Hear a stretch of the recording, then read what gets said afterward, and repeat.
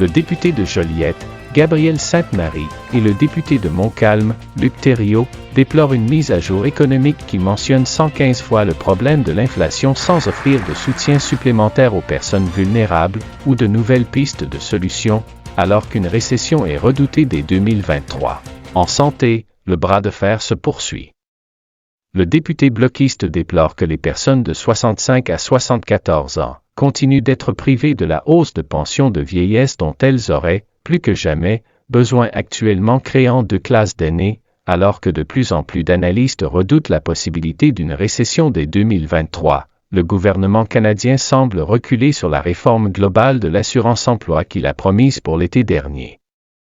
Pour les deux députés du Bloc québécois, ce n'est que du réchauffé et la ministre nous apporte peu de mesures. On sait tous, là, un de nos mets nationaux, en tout cas au Québec, c'est le pâté chinois. Et on dit, règle générale, que c'est meilleur quand c'est servi réchauffé. Eh bien, c'est pas nécessairement le cas avec les mesures ici, parce que ce qu'on nous sert dans cette mise à jour, dans cet énoncé, c'est du réchauffé. L'essentiel des mesures qu'on y retrouve, qu'on voit, c'est du réchauffé. Pour sa part, la ministre Freeland nous informe que le déficit pour 2022 à 2023 sera que de 36,4 milliards.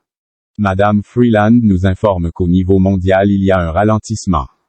Et la réalité est que l'économie mondiale est en train de ralentir. La réalité est qu'il y a aussi beaucoup d'incertitudes. Et c'est pour cette raison que dans la mise à jour économique, on a deux scénarios.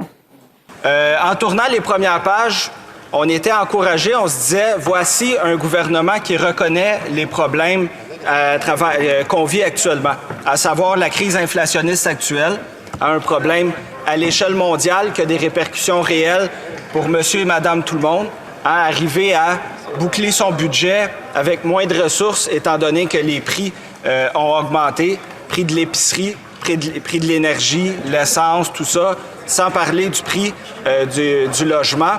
Donc, la population qui fait face à des défis importants et le gouvernement dit, voilà, on est dans une crise inflationniste et même la ministre des Finances, il y a quelques jours, nous a dit, attention, aujourd'hui même, il y aura mon énoncé économique parce qu'on vit dans une crise inflationniste. C'est une période difficile pour des millions de Canadiens. Les prix sont plus chers à l'épicerie et à la pompe. Les taux d'intérêt augmentent. Notre économie ralentit, comme celle de nos amis et de nos alliés ailleurs dans le monde. Mais le Canada est prêt à affronter ce nouveau défi.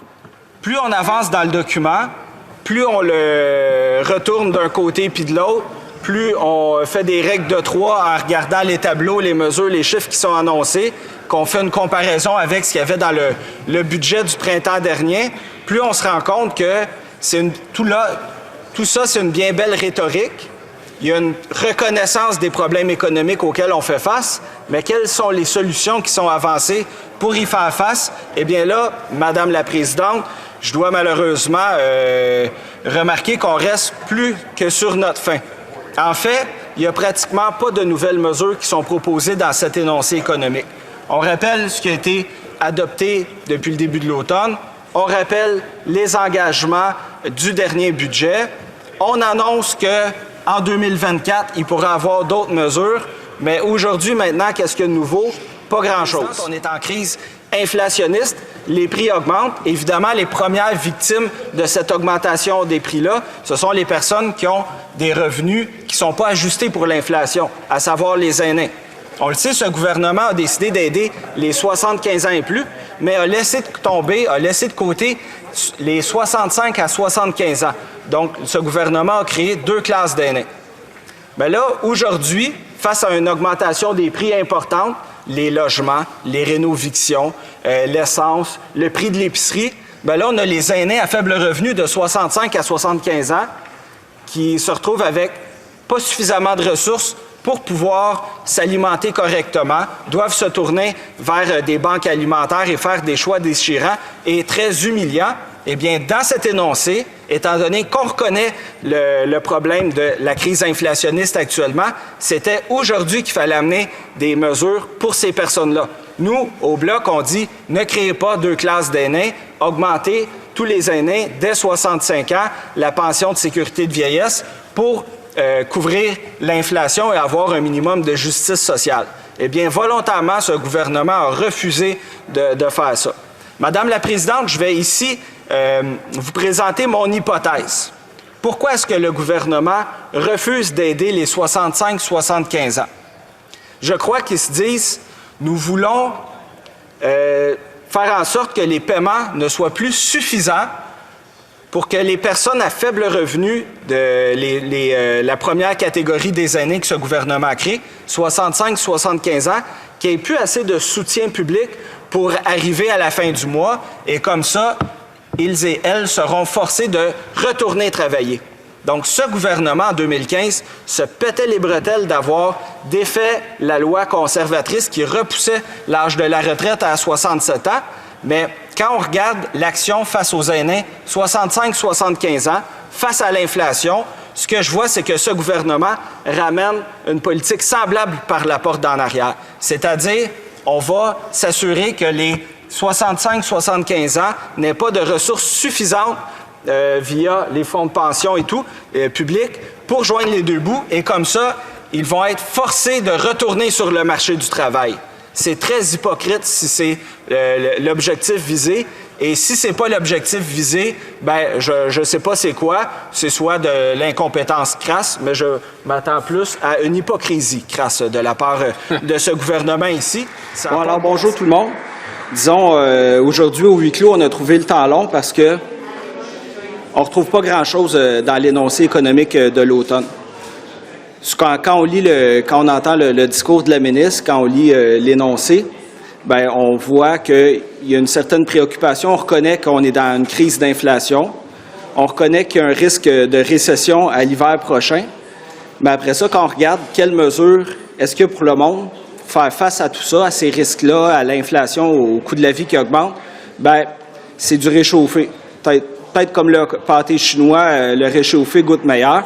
Mais il n'y a rien de nouveau dans l'énoncé. Nous autres, par exemple, on disait, ben s'il y a des risques de récession, on ne veut pas, s'il y a des gens qui perdent leur emploi dans l'année qui vient, on ne veut pas être pris avec ramener une PCU 2.0. On a un système d'assurance-emploi qui est brisé, qui ne fonctionne pas, qui ne joue pas son rôle. Il est urgent de le réviser en profondeur. On s'attendait vraiment à ce que ça soit annoncé dans l'énoncé, mais non, pas une ligne là-dessus. Même chose, on le sait, on le vit au quotidien. Là, le système de santé, il craque de partout, il va pas bien. Puis Ottawa, ben, depuis des années, ne joue pas son rôle de financer. Ottawa doit se concentrer sur ses missions fondamentales, notamment s'assurer que le système de santé est adéquatement financé. Pas une ligne là-dessus. Donc là, dans quelques jours, les ministres de la Santé vont se rencontrer, mais ben, ils vont voir que dans l'énoncé, il y avait rien là-dessus. Face à l'inflation, au coût de la vie, on demandait à ce qu'il y ait un meilleur soutien pour les aînés. Hein. Leurs rentes, leurs revenus ne sont pas adéquatement indexés face à l'augmentation du niveau des prix. Donc, on demandait augmentation de la pension de sécurité de vieillesse dès 65 ans, là, pas juste à partir de 75 ans.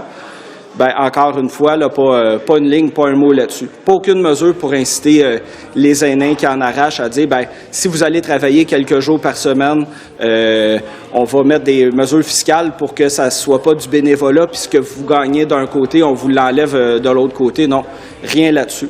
Donc, c'est vraiment décevant. On pose un diagnostic, on utilise le mot inflation plus d'une centaine de fois, mais en réponse à ça, on utilise les mesures qui étaient annoncées le printemps dernier alors qu'on n'utilisait pas le mot inflation. Donc, on dit, ben, on fait rien de nouveau, mais on plug ça à la sauce inflation. Donc, c'est bien décevant comme exercice.